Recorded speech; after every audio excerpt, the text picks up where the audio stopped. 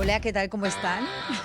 Muy buenos días, bienvenidos. Soy Juliana Oxenford y esto es Arde Troya. Más adelante va a estar conversando con nosotros el jefe del equipo de fiscales que ve el caso Lavallato, Rafael Vela. Esto a propósito de lo que había dicho antes de asumir el cargo de fiscal de la Nación, el doctor Tomás Gálvez, que si fuera por él, expectoraría no solamente a Vela, sino también a José Domingo Pérez.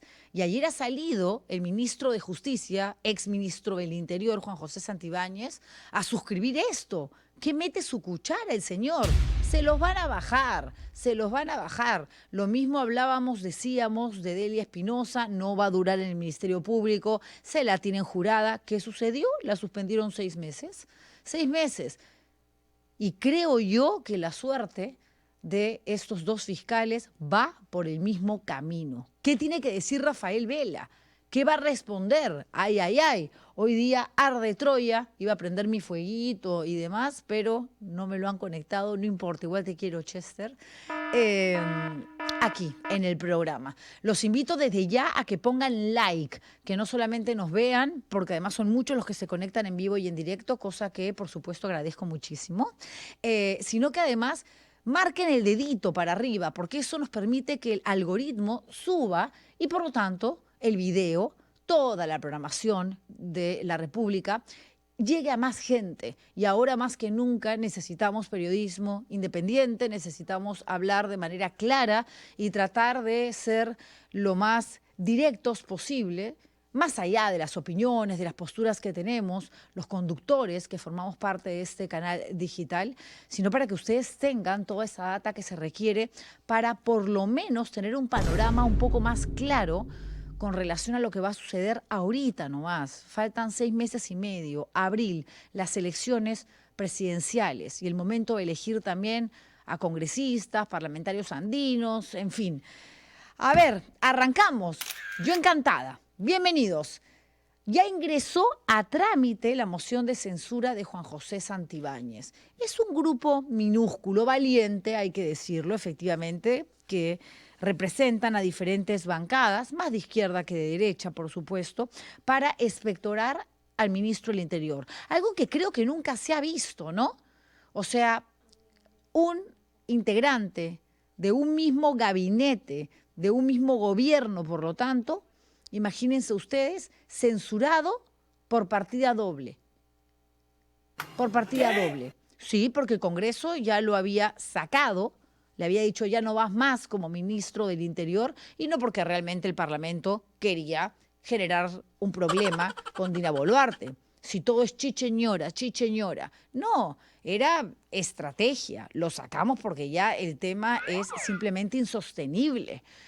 Pero ahora que es ministro de Justicia y que la mayoría de parlamentarios no dijo ni pío, cuando la presidenta de la República lo nombró y le puso el fajín, básicamente para que cumpliera con sus antojos, que es buscar la forma de desvincularnos de la Comisión de la Corte Interamericana de Derechos Humanos y además hacer sus movidas en el Instituto Nacional Penitenciario, ¿no?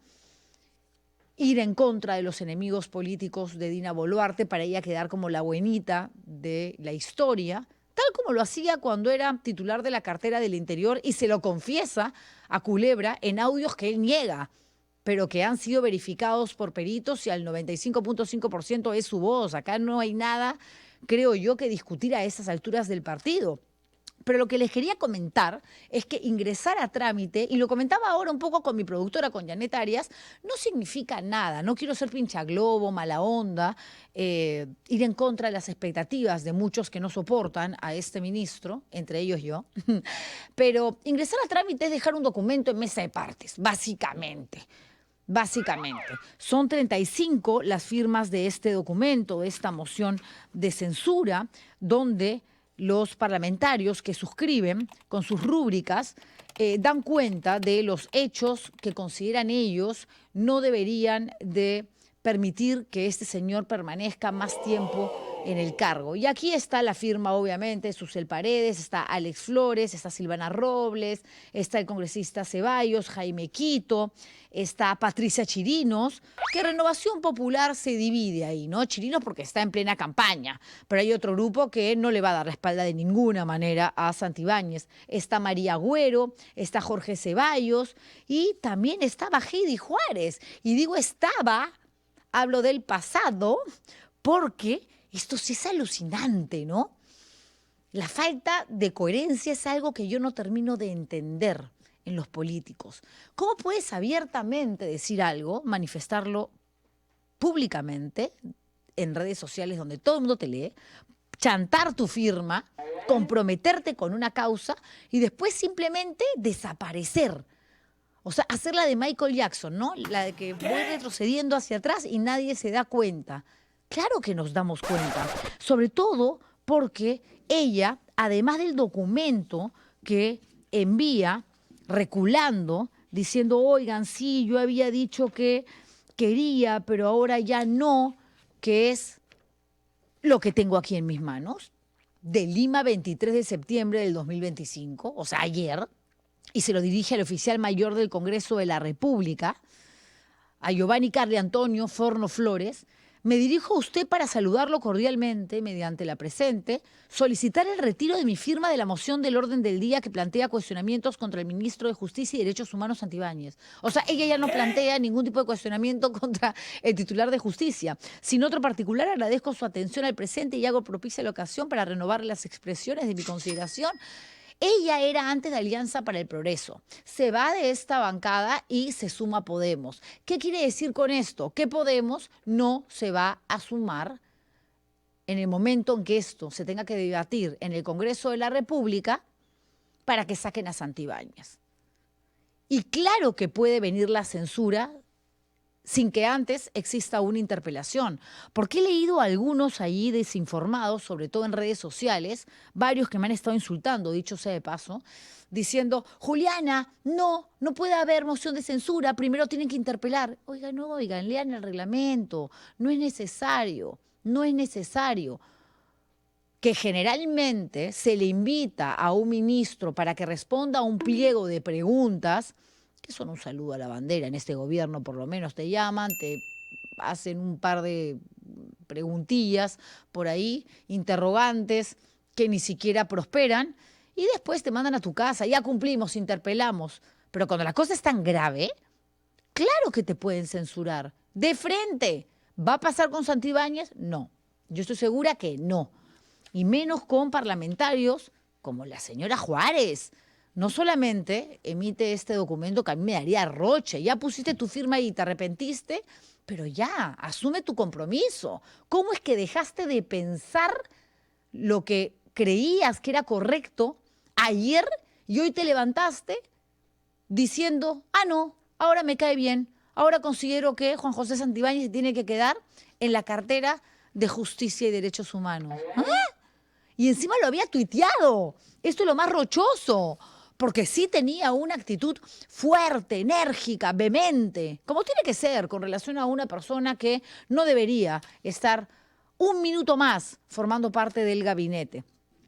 Es inaceptable, escribía, que alguien quien ha sido censurado y con acciones cuestionadas relacionadas al flagelo de la criminalidad que tanto nos golpea, continúe frente a una cartera tan importante como el sector justicia. Y encima, escuchen, con signos de exclamación, renuncie, señor Santibáñez, o la censura será inmediata. ¿Qué pasó, congresista Juárez? Ni siquiera 5 doritos después.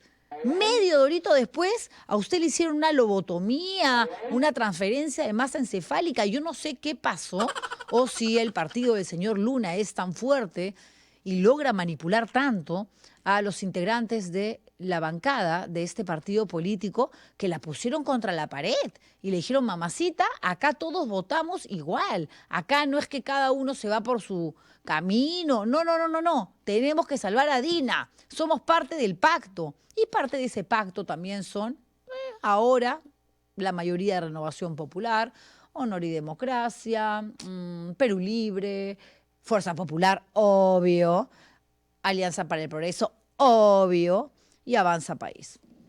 No lo van a sacar, pues, no van a alcanzar los votos, porque para presentar una moción de censura tampoco es que se necesite mucho, ¿ah? 35 de 130 se consiguen rápido, ¿no? Se consiguen rápido. Pero así como eso se puede llevar a cabo de manera casi inmediata, también así, en cuestión de segundos, pones tu firma y la sacas. ¡Qué roche! ¡Qué vergüenza! A mí me haría realmente, no sé, mucho sentimiento de culpa incluso llegar al Congreso a trabajar sabiendo lo que he hecho, ¿no? Que me he traicionado a mí misma, más allá de ir en contra de lo que otros puedan haber esperado de mí, las expectativas puestas en mí. Traicionarse a uno mismo debe ser algo muy duro, ¿no? Muy difícil, además de resarcir, de curar, de sanar. Pero bueno, pues son políticos y saben que desgraciadamente, la cosa funciona así. Rafael Vela, el jefe del equipo Lavallato, viene en instantes aquí a Arde Troya a responderle no solamente a Tomás Gálvez, al nuevo fiscal de la Nación, interino pero fiscal de la Nación, quien antes de asumir el cargo dijo, yo los sacaría a los dos, a ese Vela y a José Domingo Pérez, y ya como máximo titular del Ministerio Público, cuando se le ha consultado por lo que había dicho, dijo, lo estoy evaluando.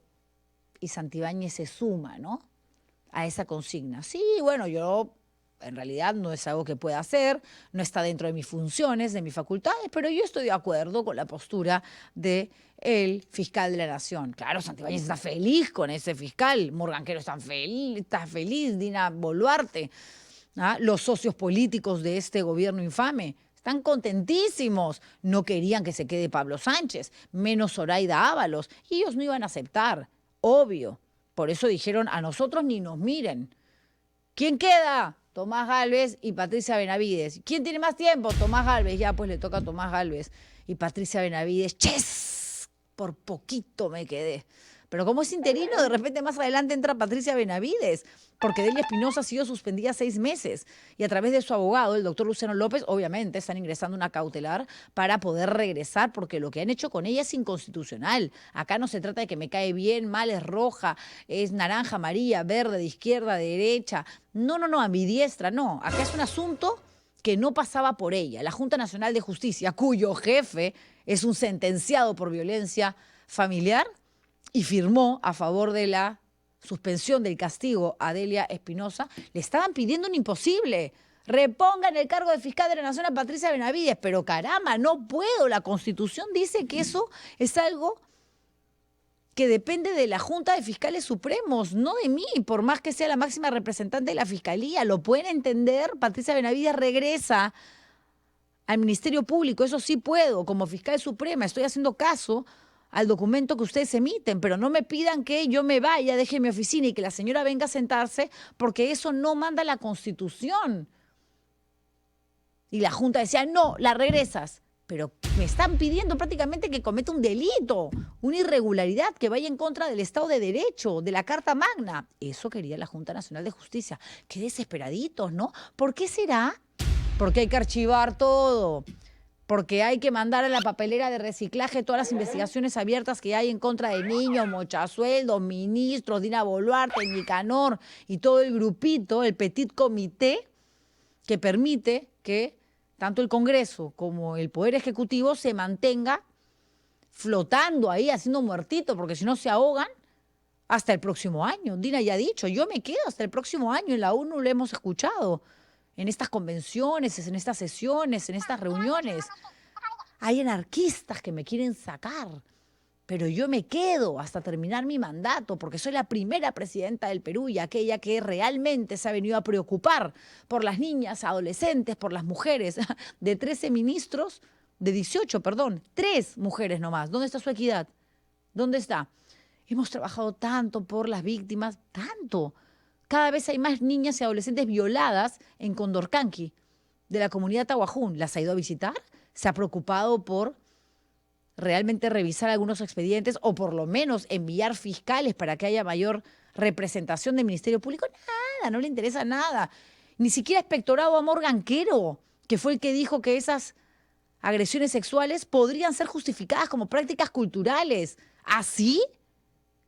Después de eso, te paras frente a un auditorio a decir que te preocupan las mujeres peruanas, que la economía es una maravilla, que el Perú prácticamente es, olvídense, Suiza, Australia.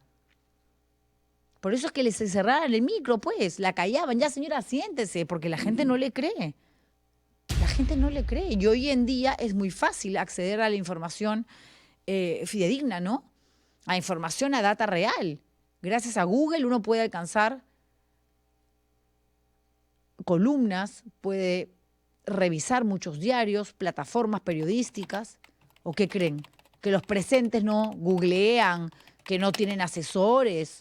La única que no escucha a su asesor, que debería de ser el canciller, el ministro de Relaciones Exteriores, es ella, porque se mandó con un florazo que obviamente escapaba del tiempo que se le daba para su presentación. Ese no es ese discurso que ella da cuando presenta las Fuerzas Armadas, cuando inaugura un colegio. No es que, ay, yo voy a hablar media hora porque soy la presidenta de Perú, soy Dina Boluarte, y ahí me tienen que respetar. No, no. Tienen que venir otras personas también a participar, señora Boluarte. Pero no le importa. Como tampoco le importa a Rafael López Aliaga, al alcalde de Lima, seguir haciendo proselitismo. Y esa es la verdad. No le interesa en lo absoluto. Nada, nada. Están sus pintas con los colores de Renovación Popular de su partido político, pero él dice que no sabe quién las hizo. Carteles hay. Hay comunicados de la Municipalidad Metropolitana de Lima que están vinculados al partido político. En las redes sociales aparece más como líder de su tienda política o de su chacra, que es Renovación Popular, y no necesariamente como el alcalde de Lima Metropolitana. ¿No quiere ser más alcalde para postular a la presidencia de la República? Todo bien, está en su derecho. Yo creo que igual no va a llegar lejos, a pesar de que ahora mismo figura primero en las encuestas, pero eso es porque en Lima un sector de la población, extrañamente o ilógicamente realmente, los que más tienen y por lo tanto los que más se preparan, los que más estudian, los más cultos, los más sabidos, lo apoyan, les gusta ese discurso extremo, ¿no? De matar gente, que mueran los caviares, bueno, en fin, ¿no? Temor a que le tienen, no, es algo que no lo termino de decodificar, no me lo explico. Pero ya el jurado electoral especial de Lima Centro, recién le ha dicho, oiga, señor Porqui, usted ha infringido el principio de neutralidad electoral. Lo viene haciendo hace rato. ¿Cuánto tiempo ha pasado? ¿Un mes y medio, 2 meses desde que él se presentó diciendo que efectivamente en un evento, no me acuerdo cuál era, que sí quería ser presidente y tenía a su teniente alcalde, que es Renzo Reyardo, Porqui, presidente, eso es proselitismo, puro y duro. Y en las redes sociales está haciendo campaña. No puede hasta el 12 de octubre. Tiene que renunciar primero, porque si no se viola el principio de neutralidad. Y los únicos que están aptos para ir en contra de la norma, porque ellos se han encargado de cambiar las reglas de juego, son los congresistas, que teniendo cargo público y siendo parlamentarios y teniendo que trabajar en calidad de legisladores, aprovechan sus semanas de representación con nuestra plata, además, sus viáticos, su hotel, su comida, para hacer campaña. Ellos se lo han permitido, pero solo para ellos. ¿Ah? Han hecho lo que les ha dado la gana en los últimos tiempos, este Congreso miserable, verdaderamente, ¿eh? Verdaderamente. Regresar a poner las cosas en orden, después de los mamarrachos que representan sus iniciativas legislativas y cómo han descuartizado la Constitución política del Perú, es algo que nos va a costar un huevo, ¿eh? Y se los digo así, nos va a costar muchísimo. Pero así estamos, es la realidad. Más no se puede hacer por ahora, más allá de pensar bien, informarnos bien, tener el suficiente criterio de decir, a ver, concéntrate, tienes que ir a la mesa de votación, te da flojera, a mí también, pero vamos, votemos por gente nueva. ¿Que nos podemos equivocar? Sí, pero por los que ya conocemos, ya olvídense. Eso sería digamos, como regresar 4 o 5 veces con el marido que te golpea, que te saca la vuelta, que te saca el látigo, que te ahorca y que te dice si denuncias te mato. No, no, no, no. Tengamos cuidado. ¿Ah? El documento del Jurado Electoral Especial lo tenemos también ahí en pantalla, donde se le da este ultimátum al señor Rafael López Aliaga. Pero a ver, vamos a ser claros, ¿ok? Esa partecita del documento que dice, le pedimos que se abstenga de interferir en el normal desarrollo del proceso electoral, ni siquiera es un jalón de orejas, ¿ah? Es como que un cariñito. A ver, ¿te has portado un poquito mal? Ya, siéntate un ratito en la esquina, ¿ya? Y después te paras y sigues haciendo lo que te da la gana. Pero caleta.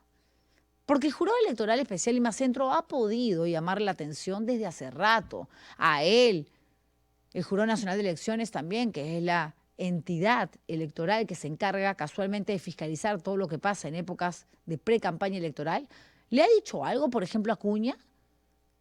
Que como gobernador regional no mueve un dedo, se ha pasado prácticamente toda su gestión viajando a Europa, pero bien que ahora recorre el norte y la gente está Acuña, Acuña, con las pintas igual, todo el mundo hace lo que le da la gana. Hay pintas de Santibáñez, de Quero en la calle y son funcionarios del Estado, no deberían, porque teniendo el poder y asumiendo ya una función pública, obviamente la competencia no es limpia. Y de eso trata el principio de neutralidad, de que tú no puedes tener más recursos que otros postulantes que recién se están dando a conocer, que están buscando la manera de financiar una campaña. Claro, y me conocen, hago noticia, entonces ya tengo muchas más ventajas con relación a otros concursantes, a otros postulantes. Y la norma creo que es bastante clara. El problema es que no se cumple. El problema es que no se cumple. Y bueno, Rafael López Aliaga dirá, bueno, ya, ok, me voy a portar un poquito mejor, no voy a borrar esas pintas porque no las asume como propias, pero si lo vuelve a hacer, lo que le ha dicho el Jurado Electoral Especial Lima Centro, es que lo van a castigar, no sacándolo de la contienda, porque que va a postular de todas maneras, sino con plata, que yo creo que es lo que menos le importa y le preocupa a Porky, porque Porky tiene billete. ¿Ah? ¿Cuánto sería? ¿De cuánto sería este castigo? Entre 30 y 100 unidades impositivas tributarias, UITs, que corresponden a 160.000 a 500.000 soles, más o menos. 500.000 soles, medio palo, imagínense. Medio millón es un montón de dinero. Pero él no dice que es algo que no necesita. Siempre dijo, yo ni sueldo quiero, no me interesa. A mí la plata es algo que no me preocupa porque yo la he hecho. Yo soy un empresario. Olvídense de lo más productivo, de lo más exitoso. No, no le importa. No le importa nada. Nada le importa. Y ya que hablamos de alcaldes y exalcaldes, tenemos que referirnos a Susana Villarán. Ayer arrancó el juicio oral, que va a durar la vida, se los digo desde ahorita. Imagínense, hay más de 400 testigos, participantes, involucrados. Ahora se lo voy a preguntar a Rafael Vela. Lo cierto es que si con Humala, que el caso era bastante más pequeño, porque además en el caso de Susana Villarán, ella sí admitió haber recibido dinero de estas dos empresas brasileras corruptas, Odebrecht y OAS. Pero ella lo que sostiene es que los únicos que sabían de la recepción de esta plata era el ex gerente general, fallecido, y ella. Está limpiando a mucha gente, me queda claro. Lo está admitiendo, cosa que a esas alturas no me parece mal. Pero lo que también dice es que ni un sol de todo este billete, que según el Ministerio Público son 11 millones de dólares, ella dice que es mucho menos y que lo va a demostrar en esta parte del proceso que es el juicio oral, no llegó un sol, un dólar a sus bolsillos. Eso es algo que también tendrá ella que demostrar, porque el Ministerio Público y la Fiscalía tiene una teoría que se aleja bastante de lo que ella está manifestando. Justamente de eso habla el día de hoy el titular, la noticia más importante de la República. Y también seguimos sumando muertos, ¿no? Van 5.263 víctimas en la gestión de Boluarte. Y ayer nomás, 7 asesinatos más en el país maravilloso que le vende al mundo Dina Boluarte en esta convención organizada por la Organización de las Naciones Unidas, más conocida como la ONU. Que no viene todavía de viaje, ¿no? Hay marcha de la generación Z sábado y domingo, el país se cae a pedazos, ayer 7 muertos y Dina Boluarte sigue en Nueva York. Me imagino que se irá a ver un show de teatro, ya mucho por hacer no tiene, ¿no? A caminar un poquito más por el Central Park, que no lo recorres así nomás tan rápido, ¿no? En fin, Susana Villarán podría ser condenada a 29 años de cárcel, que es lo que pide el Ministerio Público.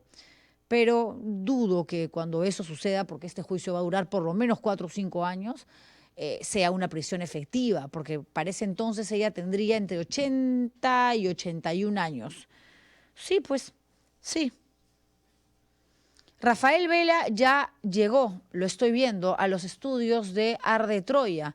Y antes de darle la bienvenida y pedirle que se siente aquí en esta mesa de conducción, tenemos que hacer una mención, ¿no?, de República Sostenible, de la República, y luego quiero ir con algunas declaraciones de Juan José Santibáñez que están ligadas, vinculadas directamente a la razón por la cual Rafael Vela es nuestro invitado el día de hoy, porque ha metido su cuchara y ha dicho que le parece muy bien que Tomás Gálvez esté pensando en expectorar al jefe del equipo Lava Jato, que es el doctor Vela, y también a José Domingo Pérez, que ahorita está concentradísimo en el caso de Susana Villarán.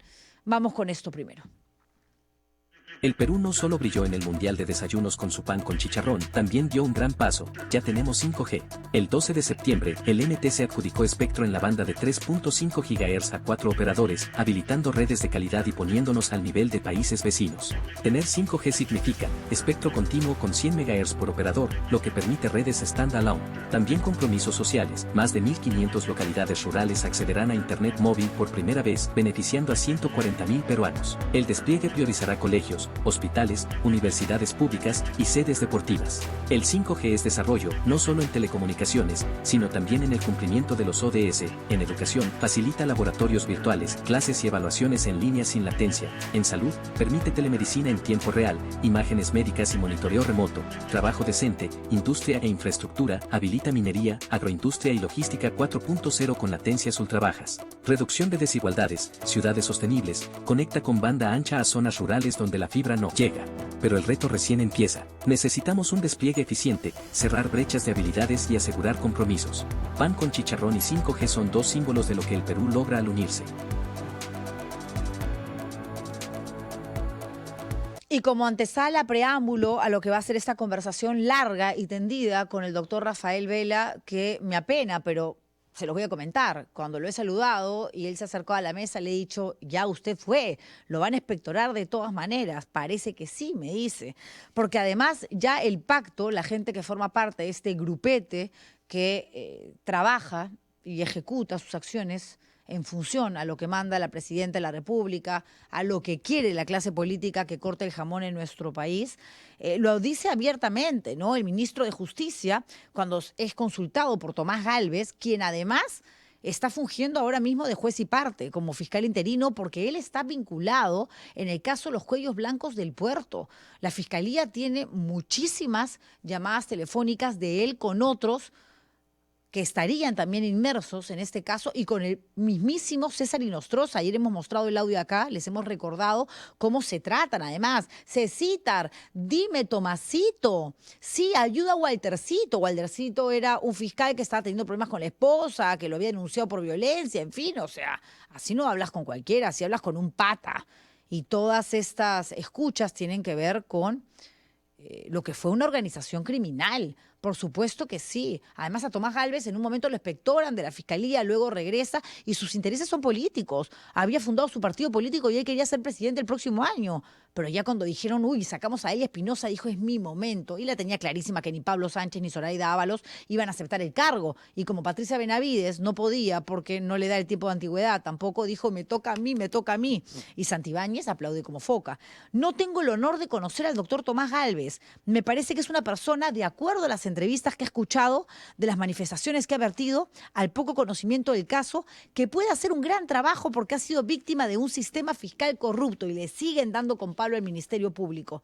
Luego, cuando se le pregunta por Rafael Vela y José Domingo Pérez, dice: yo no soy el titular del Ministerio Público, pero si yo fuera el fiscal de la Nación, lo haría. Porque para mí, los dos fiscales que acaba de referir fueron personas carentes de idoneidad, para determinar cosas, y creo que se prestaron para persecución de algunos políticos con ciertas decisiones, acusaciones graves. Porque después, cuando le preguntan literalmente, puntualmente, por Rafael Vela, dice: el señor Vela, cuando se emitió un reportaje de Cuarto Poder infundado y sin ningún medio probatorio contra mi persona, en horas ordenó la apertura de una investigación fiscal en mi contra. Entonces, todo aquel que instrumentaliza de alguna u otra forma su posición, creo que tiene que ser evaluada su permanencia, y descarta la existencia de una presunta red criminal al interior de la Fiscalía. Rafael Vela es el cuco, entonces, para Santibáñez y de pronto también para el nuevo fiscal, al interino, Tomás Gálvez. Rafael Vela está con nosotros aquí en Ar de Troya. Bienvenido, doctor. Bueno, muchas gracias por esta invitación y ciertamente dentro del contexto de esta oportunidad que usted me sabe dar, en principio lo que hay que decir es que es inaceptable la intromisión del más alto representante de la asesoría jurídica del Estado, que es el ministro de Justicia, dentro de la autonomía fiscal, pero creo que es más preocupante que acuse a la institución de ser una organización criminal, ¿no? Porque yo creo que más allá de todas estas consideraciones que son parte inclusive de la actividad mediática, política, en la que incluso hice una falsedad, ¿no? Porque yo nunca he ordenado ninguna investigación, es más, no tengo ninguna relación jurídica desde ese punto de vista con el señor Santibáñez. Yo creo que su referencia está más bien vinculada a satisfacer sectores que critican el trabajo del equipo especial Lavajato. Y en ese orden de ideas, sí, lo preocupante es que él atribuye al Ministerio Público una conducta de organización criminal. Y eso es lo que nosotros, el doctor Pérez y yo ahora, vengo a enfatizar, ¿no? De que lo que se tiene que rechazar es frontalmente la atribución de que el Ministerio Público es una organización criminal que persigue a determinados sectores sin ningún tipo de evidencia o sin ningún tipo de análisis jurídico de lo que corresponde. Claro, se les acusa básicamente a ustedes dos del equipo Lavajato o Lavallato de haber politizado los casos que han investigado y a las personas a las que han llevado a juicio o están en la parte previa a lo que representa ese momento dentro de un proceso indagatorio donde ya tienes que tratar de convencer al Poder Judicial de que lo que estás pidiendo es justo, ¿no? Pero lo que usted acaba de decir es, creo que el pilar fundamental para contestar esa, tal vez, esa narrativa, esa construcción de por qué nosotros dentro de nuestro trabajo finalmente hemos afectado a intocables, a personas que se consideraban impunes per se solamente por pertenecer a los sectores políticos, empresariales o de la alta función pública.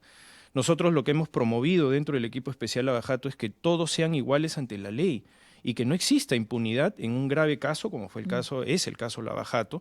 Pero fundamentalmente dentro de todos estos conceptos, lo que usted decía era lo básico, de que nosotros hacemos un trabajo técnico que está sometido a un control de legalidad judicial. Es decir, en otras palabras, si se quisiera atribuir algún tipo de consigna, algún tipo de motivación distinta a la que corresponde estrictamente a lo técnico, entonces los jueces tendrían que ser copartícipes de todo ello, e inclusive yo me aventuraría a decirle algo más. Hasta los abogados serían parte también de todo ello, específicamente en el tema de las colaboraciones eficaces. Claro, pero en un país donde desgraciadamente todo se ha politizado tanto, tanto José Domingo Pérez como usted han pasado a ser los fiscales mermeleros, rojos, que están del lado de los socialistas, de aquellos que se alejan, obviamente, sobre todo de los objetivos que tiene quienes ahora mismo están gobernando el país, que son integrantes de una derecha bastante radical, dicho sea de paso. Y este tipo de estigmas, o como quiera llamarlo, finalmente calan en la población y generan una opinión en el público. Entonces, sí, hablar de independencia, que obviamente puede existir, es bastante difícil porque ya en la mente de muchos ciudadanos, ustedes están con el periodismo caviar, ustedes son los que están actuando más políticamente que legalmente hablando, como Sí, representante del Ministerio Público? Mire, la respuesta a esa reflexión es objetiva. El día de hoy está la señora Susana Villarán en un juicio oral, está respondiendo a la justicia como corresponde, ejerciendo su derecho a defenderse. Es un caso que el Ministerio Público lo reporta como muy sólido desde el punto de vista de la evidencia que se está presentando. El doctor José Domingo Pérez el día de hoy está haciendo una exposición que se denomina Alegatos de Apertura, que es el inicio de todo este proceso que entendemos nosotros nos llevará a una sentencia de condena de la señora Villarán. Pero lo mismo decían del señor Vizcarra. El señor Vizcarra, su juicio oral está culminando y está desde el punto de vista de la Fiscalía con la prueba de cargo suficiente como para que sea condenado.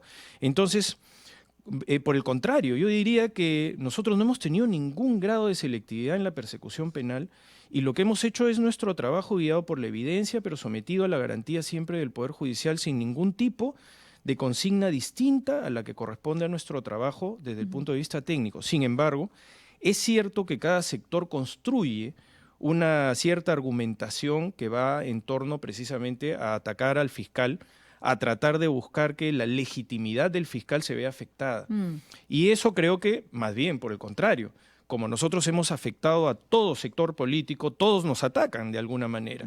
Y yo le agradezco por tener la posibilidad de, a través de este espacio, poder llevar la voceduría del equipo especial Lava Jato y poder siempre tratar de combatir la desinformación, las noticias falsas y responder en un juicio permanente de responsabilidad. Claro. Porque cuando nosotros llegamos a entrevistarnos, cuando ustedes nos dan la oportunidad, como la que usted ha tenido la gentileza el día de hoy, nosotros venimos a responder a las preguntas y a las inquietudes de un sector importante del periodismo que finalmente nos invita, pero también nosotros tenemos un deber de poder llegar a responder todas las preguntas que se nos planteen. Claro, pero una cosa es la mala publicidad, ¿no? La basura, la tierra que te puedan echar encima para dañar la honra de una persona, para que luego lo que diga no sea sustentado con suficiente credibilidad. Y otra cosa es ya advertir que hay una intención de expectorarlos. O sea, el nuevo fiscal, interino, pero nuevo fiscal, Tomás Gálvez, ha dicho, antes de asumir este cargo, que él los quiere expectorar. Y ahora dice que lo está viendo. Y ahora sale el ministro de Justicia a decir, si yo fuera Gálvez, lo saco. O sea, yo creo que en realidad tienen las horas contadas. No lo quiero deprimir, doctor Vela, pero estoy segura que lo van a sacar. Lo hicieron con Delia Espinosa. Mire, a ver, tratando de ver esto en su estricta dimensión, sin ingenuidad.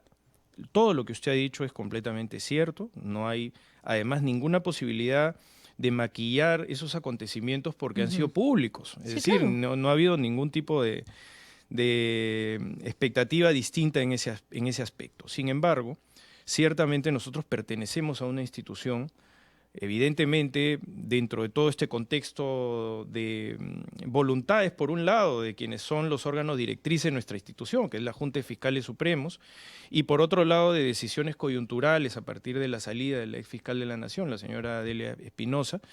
Nosotros, por supuesto, estamos en una posición vulnerable y eso es correcto definirlo como tal, sin ambajes, sin ingenuidad y tratando de establecer esto como un día a la vez, ¿no? Es que no hay otra alternativa. Claro, pero una cosa es estar en un terreno que no es del todo sólido y que sabes que en cualquier momento te puedes resbalar o la tierra te puede tragar, porque, a ver, yo salgo de acá y me atropella una combi, doctor Vela, no es el pero otra clima. cosa es cuando ya sé que me han dicho ahí donde te vas a parar, olvídate, va a explotar una granada y de todas maneras estás a morir. Ya se lo han anunciado. Esta es la crónica de una muerte anunciada. Mire, yo soy bastante fatalista, pero no, me parece que ustedes deberían yo diría que usted está siendo objetiva en el análisis, que es lo correcto.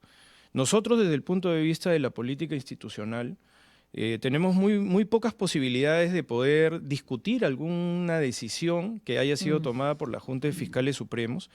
Evidentemente, el señor fiscal supremo, el doctor Tomás Gálvez, es el fiscal de la Nación interino, porque sus pares, es decir, sus colegas así lo han determinado. Y esa es una decisión que nosotros como inferiores jerárquicos no tenemos la posibilidad de discutir. Y que se respeta, guste o no se respeta. No tenemos la posibilidad de discutir. Pero así, como nosotros estamos en esa, digamos, en ese prisma, en ese análisis que correctamente usted dice como parte vulnerable de toda esta relación, Es cierto también que el propio fiscal de la Nación interino también tiene que rendir cuentas.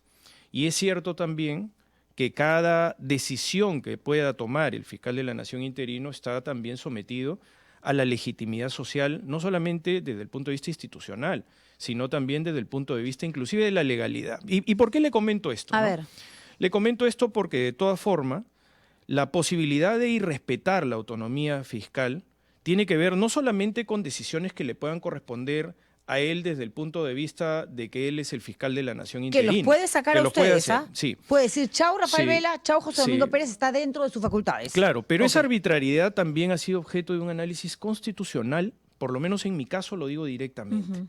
Porque como alguna vez que usted tuvo la amabilidad de invitarme, conversamos del contexto en el que en determinado momento a mí me tocó estar fuera de la institución por casi 4 o 5 meses. Sí, pues lo sacaron. Y yo tuve que retornar a través de una medida cautelar del Poder Judicial, medida cautelar que se encuentra vigente a través de una demanda constitucional de amparo, en donde claramente hay una determinación legal de que dentro del ejercicio de mis funciones yo no podría ser menoscabado dentro de esa autonomía. Es decir, yo tengo un mandato judicial que dice claramente que debo continuar en mis funciones como jefe del equipo especial Lavajato y como fiscal de lavado de activos. Que es el proceso, el camino que va a seguir Delia Espinosa y que ya lo anunció el doctor Luciano López, que es su representante, ¿no? Presentar una medida para que ella sea repuesta en el cargo de fiscal de la Nación. Pero esto demora, quizás no mucho, pero tampoco se necesitan. No se puede descartar tampoco De ello, acuerdo, ¿no? pero tampoco se necesita muchísimo tiempo para que se cumpla lo que yo creo, y es mi opinión, Sí. el objetivo finalmente de Tomás Gálvez y de la gente que está aplaudiendo el hecho de que sea él ahora el fiscal interino, que es archivar los casos de aquellos que no quieren eventualmente responder a la justicia. En 72 horas 84 mandaste a la papelera de reciclaje, como decía hace un Mire, rato, todas sí. esas investigaciones que involucran a ministros, congresistas, el hermano de la presidenta y a la misma jefa de Estado. Sí, por eso digo, es que esto no tiene que ser visto tampoco con ingenuidad. No, ¿no? tontos no somos tampoco. Es decir, ¿eh? desde luego, que inclusive usted me podría decir con absoluta validez que pudiera también irrespetarse el mandato judicial, por ejemplo, ¿no? Y que eso podría determinar una decisión, porque siempre hay subterfugios legales para hacer, digamos, siempre esta especie de justificación argumentativa de una decisión, ¿no? Que es una especie de gimnasia argumentativa que los abogados siempre tienen, digamos, esa proclividad. Pero ciertamente también es inocultable el hecho de que puedan existir estos prejuicios, pero también el hecho de que todos estamos sometidos a un control legal permanente. Y está muy bien eso. Entonces, yo creo que eso es lo correcto. Por supuesto. Y por tanto, en ese aspecto, siempre existe la expectativa, porque nosotros somos hombres de leyes, de que nuestra máxima autoridad, así sea interina, pueda tener también un espacio propio de evaluación de su propia conducta. No podemos tapar el sol con un dedo. Y tampoco se puede ocultar que el señor Tomás Gálvez está inmerso en una investigación que no es poca cosa. Los cuellos blancos del puerto, están las llamadas telefónicas, es su voz la que aparece conversando con el fugado César Inostroza, hablando de cómo ayudar a un fiscal. Que ellos quieran minimizar el contenido de estos diálogos es otra cosa, es parte de la defensa, lo que les habrá recomendado el abogado. Pero va a terminar siendo, ya es juez y parte. Bueno, mire, los fiscales, así como los jueces, tenemos obligaciones y mecanismos de legalidad respecto a los casos en los que eventualmente nos hayamos visto comprometidos o se dude de nuestra imparcialidad. De tal manera de que lo que siempre se espera en una circunstancia de esta naturaleza es que quien se encuentre de alguna manera cuestionado en torno a lo que podría ser la duda o la posibilidad de no ser objetivo o imparcial, pues tenga que ceder su espacio y su lugar hacia quien sí lo puede hacer, ¿no? En la Junta de Fiscales Supremos, que es la decisión que ellos han tomado, existen otros fiscales supremos que seguramente también podrán atender responsabilidades cuando hayan conflictos de interés. Y aquí le hago la siguiente pregunta. ¿Fue egoísta, poco responsable por parte de Pablo Sánchez, Zoraida Ábalos, decir esta papa caliente yo no la cojo? Porque cualquiera de los dos pudo haber sido elegido como fiscal de la Nación interino, pero ellos no quisieron. No quisieron. Mire, yo no puedo darle una opinión exacta de cuáles son los elementos que hayan sido materia de evaluación tanto del señor fiscal supremo, el doctor Pablo Sánchez, como de la doctora Zoraida Ábalos. Yo he tenido el muy alto honor de trabajar con ambos. He sido, dentro de las gestiones de ambos, parte de incluso los aspectos relacionados con la sostenibilidad de la autonomía fiscal, que yo debo decir que en ambos casos sí fue respetada irrestrictamente, tanto en el caso del doctor Sánchez como en la doctora Ábalos. Sí es verdad que existió una muy alta expectativa de que en esta coyuntura pudiera eventualmente alguno de ellos asumir esta responsabilidad. No conozco el debate interno de la decisión que hayan podido ellos tomar. Lo que ha trascendido es que ambos declinaron de esa, en fin, de esa atribución legal, porque era por antigüedad que Así se es. tenía que resolver. Y no quisiera tampoco ser invasivo con asuntos tan personales como el estado de salud de cada uno de ellos o lo que pudiera ser un asunto personal, Pero ¿no? sí me podría decir o responder a la siguiente pregunta. ¿El Ministerio Público es hoy, con Tomás Gálvez a la cabeza, una entidad autónoma e independiente o ya dejó de serlo? Día a día, Juliana. Nosotros cada día tenemos que analizar el cumplimiento de garantías. Por eso yo le respondí, sin ingenuidad, que el contexto evidentemente es preocupante. Pero es cierto también que nosotros tenemos que actuar en función de las decisiones que se van tomando en el día a día. Además, porque, para serle absolutamente sincero, no creo que nada vaya a cambiar el curso causal de la situación en base a si existe algún prejuicio o no, porque es verdad que hay una presión permanente contra el señor fiscal de la Nación interino, ¿no? Usted habrá visto toda la actividad mediática en la que se reclama, más allá del ministro de Justicia. El ministro de Justicia es un episodio dentro de una intensa campaña mediática en la que se reclama que él honre su palabra, es Los decir, odia, ¿no? que sea el esclavo de su palabra. ¿Por qué ¿no? los odia tanto, Santibáñez? No lo sé, porque es falso lo que él dice, de que yo haya tenido algún grado de intervención en alguna investigación de él. El señor Santibáñez está investigado por el EFICOP en algunas carpetas y por otras en la Fiscalía de la Nación por su condición de ministro de Estado. Sí, no tiene nada que ver con el equipo Lavajato. No Ya, tiene nada- pero los odia. Lo que sucede es que él intenta satisfacer a los sectores antilavajato, porque se considera parte de ellos, pues, Ya. seguramente, ¿no? Y entonces, para tratar de establecer siempre la posibilidad de boxear con alguien, por decirlo de alguna manera, ¿no? De Es decir, a broncear. quién golpear, ¿no? Claro, de pechar. Porque él se hace parte de estas campañas de descrédito y demolición, que además son sectores mediáticos que están claramente identificados, ¿no? Yo creo que igual la bronca ya está, la pelea ha sido declarada, la guerra, y creo que es desproporcionada, porque a ustedes no les van a dar las mismas herramientas para luchar, porque basta con que Tomás Gálvez, el nuevo fiscal de la Nación, diga no van más y no van más. Ustedes están en todo su derecho, por supuesto, de presentar los recursos, la documentación necesaria para hacer Yo se lo he repuestos. presentado, eso sí le Ya, debo pero decir, los van ¿no? a sacar. Es consciente Sí. que los van a sacar. No, Hoy día estamos mire. miércoles. Yo creo que no llegan al viernes. Y Bueno. perdone mi exceso Bueno, de yo honestidad. estoy tratando de ser optimista en base a mi Yo posición no puedo. institucional, pero lo que le quería decir es que esto que estamos conversando, yo se lo he hecho saber al señor fiscal de la Nación interino, es decir, le he alcanzado, a pesar de que ya lo había hecho, la ahora, en decisión los últimos judicial, días. sí, claro, el día de ayer, la decisión judicial, la medida cautelar del Poder Judicial. Se ha anticipado porque por sabe lo que se supuesto, viene. no, es que es mi obligación hacerlo. Ya, ¿y José Domingo Pérez ha hecho lo mismo? Bueno, el doctor Pérez tiene también una medida cautelar de la Comisión Interamericana de Derechos Humanos. eso, ¿también le ha Sí, presentado esa por documentación? supuesto, entiendo que también lo ha hecho. Así que todo lo que pueda suceder se hace a sabiendas. Ok. Es decir, acá Está bien, no se hay... están anticipando, están es que es lo que sentándose corresponde, a ¿no? jugar. Es que es lo que corresponde porque tenemos que poner también las cartas sobre la mesa en lo que corresponde a las responsabilidades que cada quien tiene.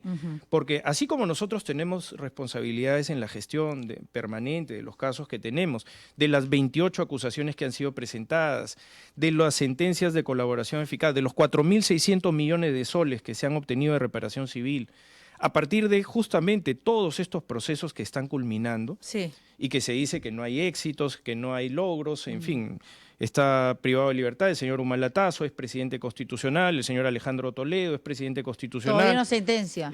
Sí, ya, el expresidente Ollanta sí. Ollanta Humala está sentenciado. Ya, ¿no? pues. Sí. Pero a Toledo le falta. Toledo ya está sentenciado. No, Toledo sí, al que le Tiene falta dos es a sentencias. A Castillo le falta. Sí, Pero bueno, sí, es sí. un tema No, más, bueno, nosotros más hacemos... reciente. Pero ustedes se demoran la vida. En el caso No, de Susana fíjese. Villarán se inició el juicio oral. Si es que realmente logran, ¿no?, convencer al Poder Judicial de que la señora merece una pena de 29 años de 29 cárcel, años que de es lo que cárcel, así es. solicitan por supuestamente haber recibido, que además, no voy a decir presuntamente, porque lo advirtió y ella lo admite, ¿no?, tanto de OAS como de Odebrecht, dinero que no quedó para ella, sino que fueron para estas campañas del no a la revocatoria y demás, dinero ilícito claramente. ya digamos que hay condena. No va a ser efectiva, porque este juicio va a durar 4 o 5 años. A ver, con mire. la cantidad de involucrados, de testigos, de participantes que ya anunció José Domingo Pérez que va a llevar el juicio. A ver, permítame ahí también esclarecer algunas cosas que son importantes a razón de su pregunta, ¿no? Primero, que nosotros investigamos a la señora Villarán, efectivamente, pero la acusamos en el año 2022. Cuando el Ministerio Público acusa, termina con su trabajo, por decirlo de alguna manera, y entra al trabajo del Poder Judicial, que lo que busca es controlar y sanear todas las condiciones para un futuro juicio.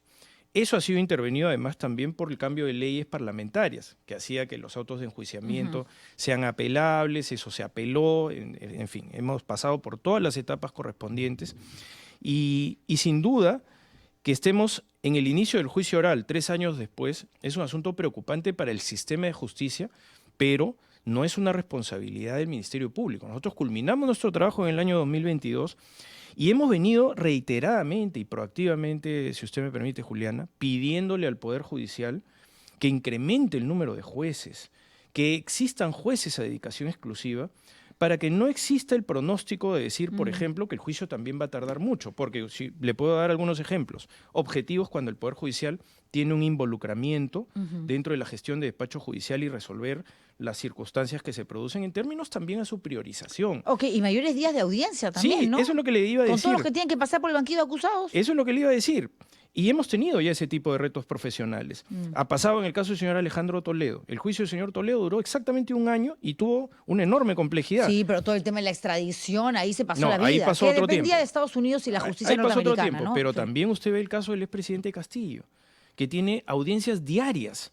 Si se trabaja de lunes a viernes, el pronóstico de que termine un juicio oral es, por supuesto, mucho más amplio y célere desde el Pero punto de porque es vista Pedro legal. Castillo, pues no es Susana Villarán. Bueno, pero digamos que dentro de los Aunque casos como Lavajato, son de izquierda, claro, de pronto el deseo de que haya una sentencia, un castigo más rápido, es algo que se consigue de manera mucho más rápida. Porque si fuera alguien de derecha, un Fujimori, se demoran... Bueno, mire, nosotros propendemos y batallamos intensamente con todos los casos. El caso de la señora Fujimori, como usted sabe, está pendiente de una decisión en el Tribunal Constitucional.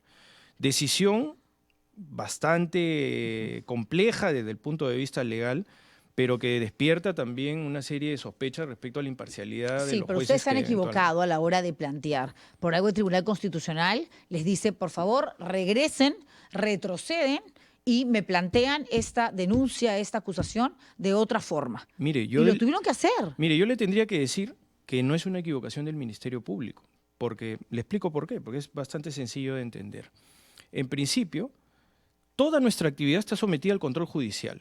Es decir, si el Ministerio Público se equivocó, se equivocaron hasta los jueces de la Corte Suprema de Justicia de la República, porque el caso Fujimori llegó hasta la Corte Suprema de Justicia de la República. Recordará usted que incluso en la prisión preventiva de la señora Keiko Fujimori, lo único que se discutía era el plazo, si era 18 o 36 meses.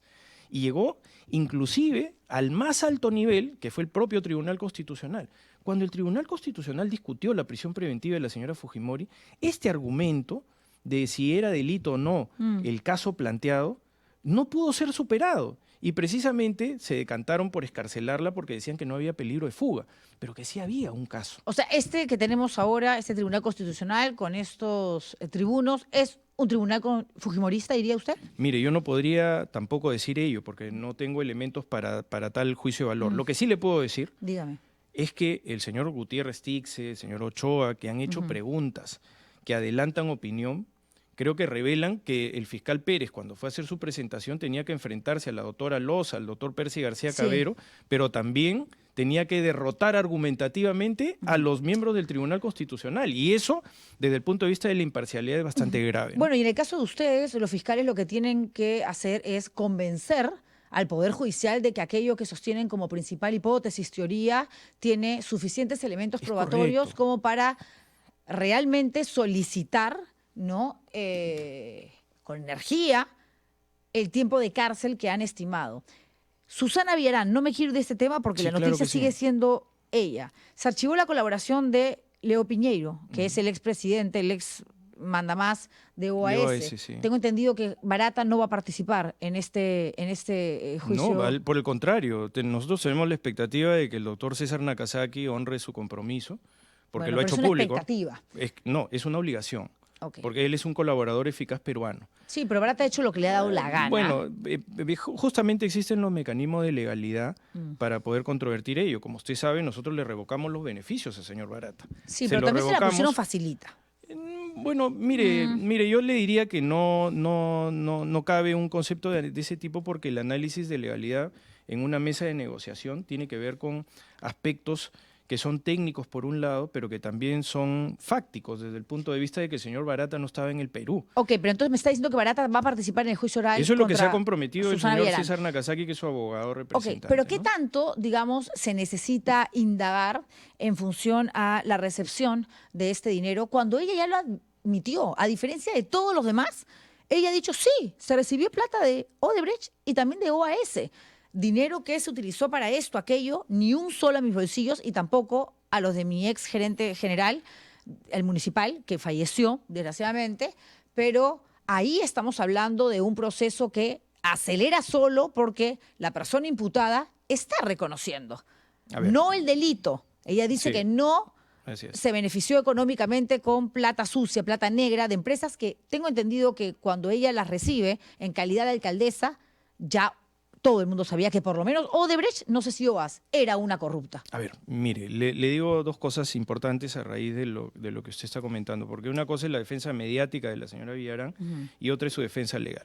La defensa legal de la señora Susana Villarán claramente lo que dice es lo mismo que dice Keiko Fujimori y lo mismo que dice Ollanta Humala-Tazo, es decir, de que captar dinero de procedencia ilícita para financiar una campaña política no es delito.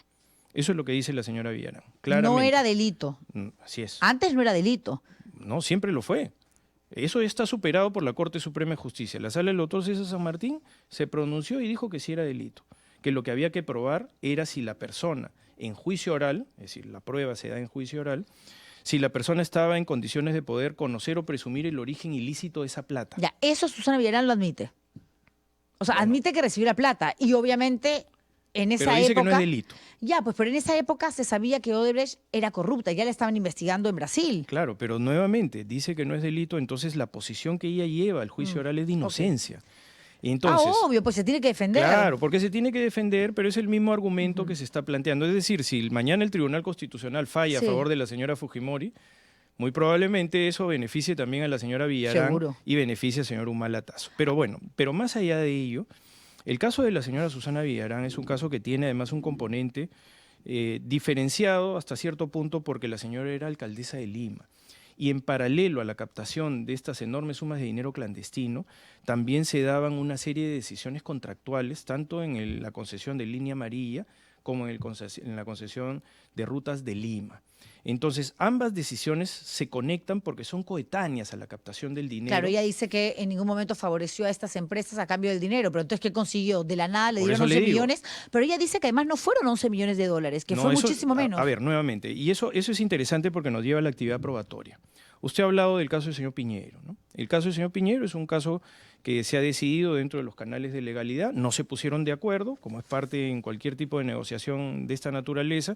El señor Piñero tenía una posición que no quería ya que continuara el proceso desde el punto de vista de que solicitaba una figura legal que en el Perú no existe, que es la adhesión a los términos de una delación premiada que él ya tenía en el Brasil, y además también él no asumía la posibilidad de pago de ningún tipo de reparación civil a favor del Estado peruano.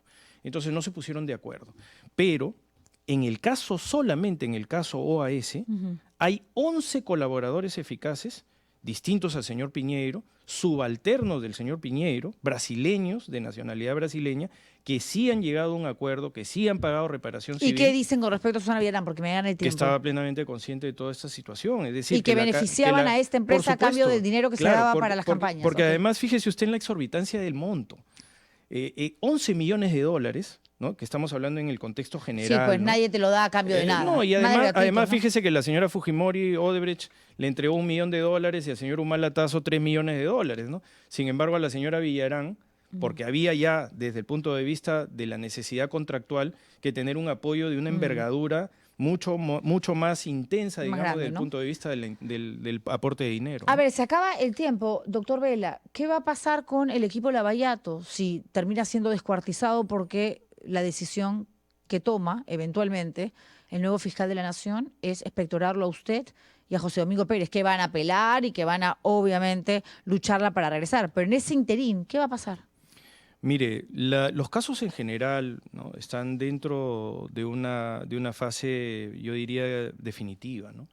Porque hay 28 acusaciones, dentro de las cuales se están dando ya distintas sentencias. Ahora, a portas tenemos la sentencia del señor Martín Vizcarra, bueno, tenemos la expectativa también de que vayan concluyendo otro tipo de casos y que los casos ingresen a juicio oral. El señor Pedro Pablo Kuczynski tiene que ingresar a juicio oral también, luego de todo el proceso de control de legalidad correspondiente. Y los casos como tal, en este momento demandan de una mayor autonomía. Es cierto que la afectación por lo general lo que busca propender es hacia la impunidad. Ok, pero si salen ustedes, ¿quiénes Bueno, conocen más estos casos que José Domingo Pérez y usted? Sí, exactamente, pero más allá de ese detalle particular, el detalle, digamos, de los rostros representativos del equipo especial, creo que lo que más preocupa es que la salida tenga que ver con un cambio para buscar impunidad, porque efectivamente las personas pues pueden tener distintas posibilidades en la vida, ¿no? Puede ser que incluso alguien pueda estar hasta complicado de salud, en fin, ¿no? Y siempre tiene que haber una línea de sucesión. Lo que pasa, Juliana, es que si salimos del equipo especial no es que seamos indispensables, sino que los que vienen a destruir el caso. Eso es lo que tiene que preocupar, es decir, que el relevo lo que busque claramente es afectar la autonomía de los fiscales. Bueno, pero eso está para clarísimo, archivar. ¿no? Bueno, pero eso es Ya. todavía algo que no Y se ha está producido. claro que se va. Me da pena decirle esto, Bueno, pero yo estoy soy más convencida. optimista institucionalmente. Ojalá que se queden, porque ya han venido trabajando. No, pero fíjese que soy consciente también de lo delicado que es el momento y también que objetivamente esto tiene que ser visto un día a la vez. Bueno. Y esa es la verdad. Bueno, es positivo usted, un hombre de fe. Como un día a la vez, sí. Gracias, doctor Vela, por haber estado aquí. No, usted, muchísimas Y gracias. bueno, a esperar la decisión que tome el fiscal interino, Tomás Gálvez, que tiene todas las ganas de cortarle la cabeza y llevarlos a la guillotina, así, en dupla, en combo, a José Domingo Pérez y a Rafael Vela. Cosa que, más allá de que si caen bien, no caen bien, han hecho bien o mal un trabajo, es un nuevo atentado, creo yo, contra la autonomía e independencia que tiene que tener una institución tan importante como la Fiscalía y el Ministerio Público. Y ya este gobierno lo ha copado todo. Dejen un poquito para los pobres, pues. Tienen la Defensoría, la Junta Nacional de Justicia, el Tribunal Constitucional, el Congreso de la República, ahora Fiscalía. Ya pues. Y a ustedes les voy a pedir una sola cosa, ¿ya? Para no caerles antipática. Que pongan like a los videos en general que se cuelgan en este canal digital de la República, porque eso ayuda muchísimo a que aumente el algoritmo. Y de esta forma el alcance es más grande y llega a más gente. Y no importa que llegue a lo que nos odian, aquellos que luego utilizan el material para hacer videitos de TikTok, nos cambian incluso hasta la voz con inteligencia artificial. A mí falta que me pongan la cara de Milagros Leiva nomás, ¿ah? Y que me hagan, no sé, decir cosas que jamás han salido de mi boca, pero entiendo que es parte también de la campaña sucia, donde los periodistas estamos ahí, ¿no? Listos y prestos para ser atacados y pechar, porque es lo que nos corresponde. Ya de una u otra manera el tiempo nos ha curtido. No es lindo, no es simpático, a nadie le gusta, pero repito, si no, dedícate a otra cosa. A ver, gracias por eso. Nos reencontramos mañana jueves con más a las 10 de la mañana aquí en Arde Troya. Gracias, doctor. Gracias a ustedes.